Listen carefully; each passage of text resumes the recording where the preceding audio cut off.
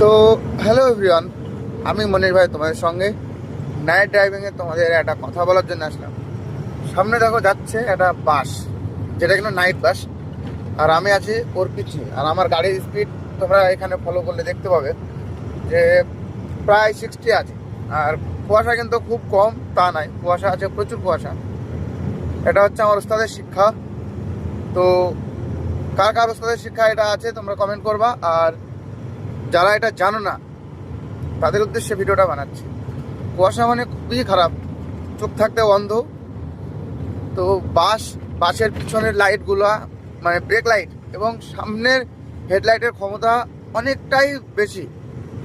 ওই জন্যে বাসের থেকে এতটা গ্যাপ মেনটেন করবা যতটা তোমার এমার্জেন্সি ব্রেকে কাজ করে। এতে কী হবে, অ্যাক্সিডেন্টের হালটা 80%ই কম থাকে এবং তুমি রাস্তাতে মানে সেফ ড্রাইভ করতে পারো অনেকটাই। কারণ আগে বাস আছে, ওর ব্রেক কন্ট্রোল তোমার থেকে বেশি।